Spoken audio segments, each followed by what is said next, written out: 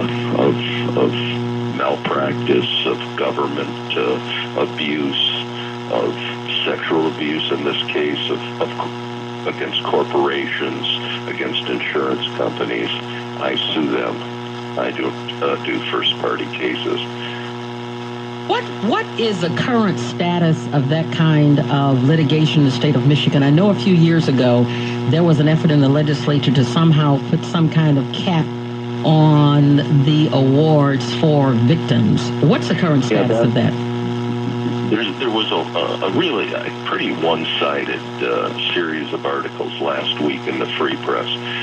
We have no-fault insurance in this state. It permits victims in automobile cases to receive compensation for those injuries without filing suit.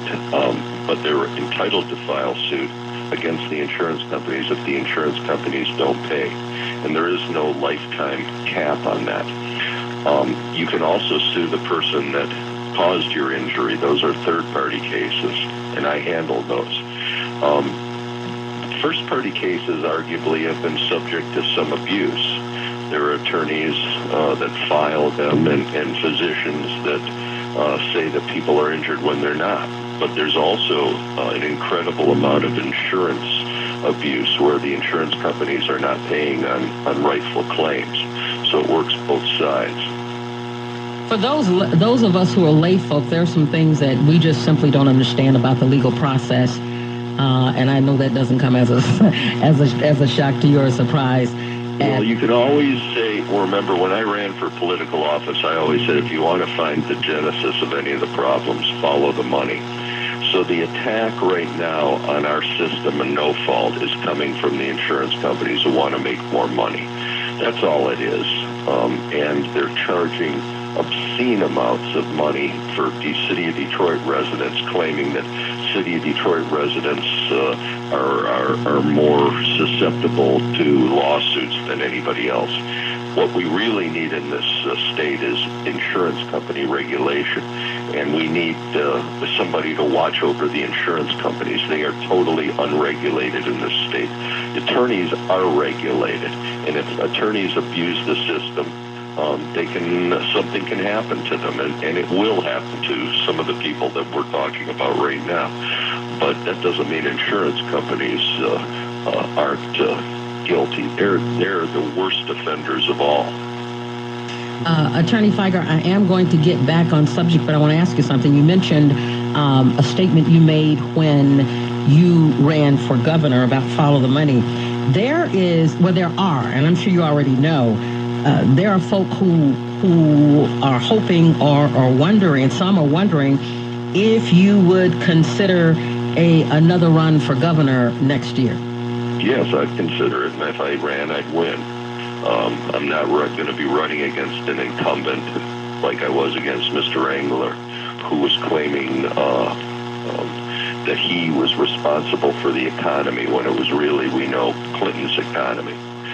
We're now going to be in a time where people can take a look at what the Republican Party has done, and not only in the state of Michigan, destroyed the state, the roads, the water, the schools, but look what they're doing to our national government. If Michigan could vote Republican after what's happened here in the last 8 years and in Washington in the last 4 months, then maybe it is time for us all to leave for Canada. 568-1200 is our number. Attorney Jeffrey Fieger, my guest here on the Mildred Gaddis Show. Mr. Cannon, you're on the Mildred Gaddis Show. Go ahead, please, with your question or comment. Hello, Mr. Cannon? I presume he changed his mind. We won't worry about that. We won't worry about that at all. Here's what I want you to do for us. On an elementary level, which is probably challenging for any attorney. No, it's not. That's the way I like people to talk to me. I always tell people, explain things to me like I'm a child, because if I don't understand it, what good is it? If you indicated on the show today, and I know nobody's heard it anywhere else, that very well could be more plaintiffs in this case. Not in this case. There'll be a separate case. In a separate case. Thank you. Mm-hmm. Is there a way for this entire matter, no matter how many folks show up, how many women show up, for this matter to be settled without going into a court of law? And I ask that question because over the years we've seen those things. We saw it in the Tiger Woods case. We saw something in the Bill Cosby case that's been so crazy. I don't even know what's going on there at this point, other than they're trying to select a jury. But does this matter have to go to court? No. In fact, most cases are settled. But I'm not advising Mr. Morse, but if I was, I wouldn't allow it to go one step further. The more he does, the more it is to his detriment, but that's his business, not mine. I know you are handling the civil side of this, and whatever happens criminally, if anything happens, is none of your business. I get that.